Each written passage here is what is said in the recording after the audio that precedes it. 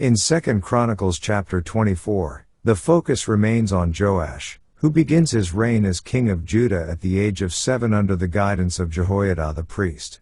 Initially, Joash follows the counsel of Jehoiada and carries out reforms to repair the temple of the Lord, which had fallen into disrepair.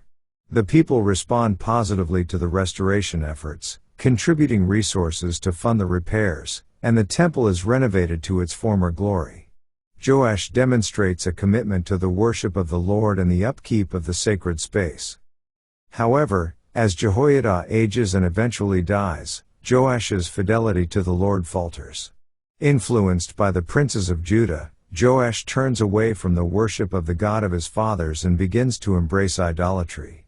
Despite the prophetic warnings of Zechariah, the son of Jehoiada, Joash allows himself to be swayed by the people's abandonment of the Lord and even authorizes the stoning of Zechariah within the temple precincts. This act of betrayal against the son of his former mentor highlights Joash's spiritual decline. As a consequence of Joash's apostasy, the Lord sends prophets to warn the people of Judah, but they refuse to listen. Divine judgment follows as the Syrians invade Judah, causing devastation and plunder. In the midst of the calamity, Joash is wounded and ultimately assassinated by his own servants. His death is marked by a lack of honor and burial among the kings, signifying the tragic end of a king who began his reign with promise and reform. Chapter 24 serves as a cautionary tale about the dangers of spiritual decline and the consequences of forsaking the worship of the Lord. Joash's journey from a righteous ruler under Jehoiada's influence to a king who abandons the God of Israel underscores the importance of personal commitment to faith and the potential impact of leadership on the spiritual direction of a nation. The tragic turn of events reflects the broader theme of the consequences of unfaithfulness to God's commands. Let's now read 2 Chronicles chapter 24. Joash was 7 years old when he began to reign, and he reigned 40 years in Jerusalem. His mother's name also was Zebiah of Beersheba. And Joash did that which was right in the sight of the Lord all the days of Jehoiada the priest. And Jehoiada took for him 2 wives, and he begat sons and daughters. And it came to pass after this, that Joash was minded to repair the house of the Lord. And he gathered together the priests and the Levites, and said to them, Go out unto the cities of Judah, and gather of all Israel money to repair the house of your God from year to year, and see that ye hasten the matter. Howbeit the Levites hastened it not.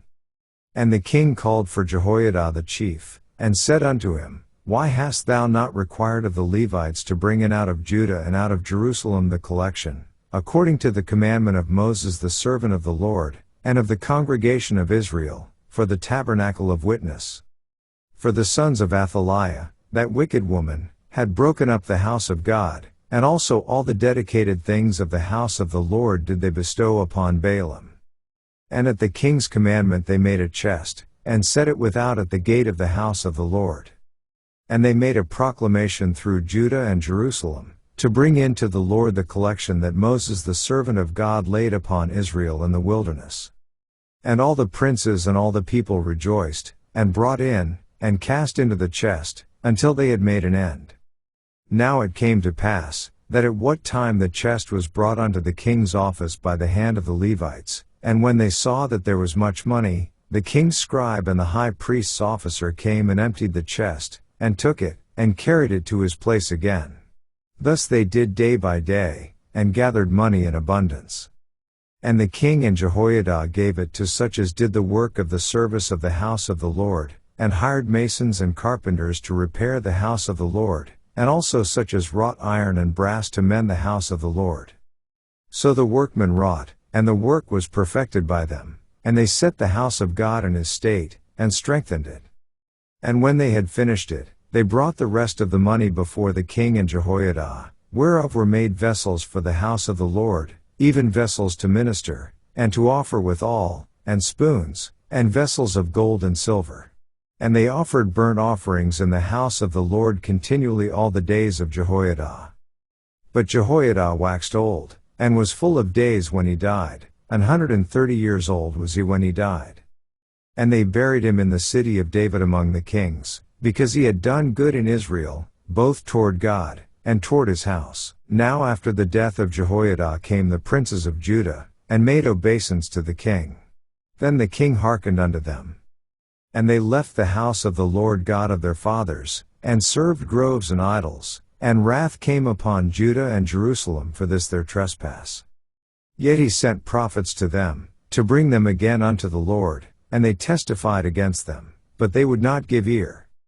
And the Spirit of God came upon Zechariah the son of Jehoiada the priest, which stood above the people, and said unto them, Thus saith God, Why transgress ye the commandments of the Lord, that ye cannot prosper? Because ye have forsaken the Lord, he hath also forsaken you. And they conspired against him, and stoned him with stones at the commandment of the king in the court of the house of the Lord. Thus Joash the king remembered not the kindness which Jehoiada his father had done to him, but slew his son. And when he died, he said, The Lord look upon it, and require it. And it came to pass at the end of the year, that the host of Syria came up against him, and they came to Judah and Jerusalem, and destroyed all the princes of the people from among the people, and sent all the spoil of them unto the king of Damascus. For the army of the Syrians came with a small company of men, and the Lord delivered a very great host into their hand, because they had forsaken the Lord God of their fathers. So they executed judgment against Joash. And when they were departed from him, for they left him in great diseases, his own servants conspired against him for the blood of the sons of Jehoiada the priest, and slew him on his bed, and he died, and they buried him in the city of David, but they buried him not in the sepulchres of the kings. And these are they that conspired against him, Zabad the son of Shimeath an Ammonitess, and Jehozabad the son of Shimrith a Moabitess. Now concerning his sons, and the greatness of the burdens laid upon him, and the repairing of the house of God, behold, they are written in the story of the book of the kings. And Amaziah his son reigned in his stead. This ends our reading of 2 Chronicles chapter 24.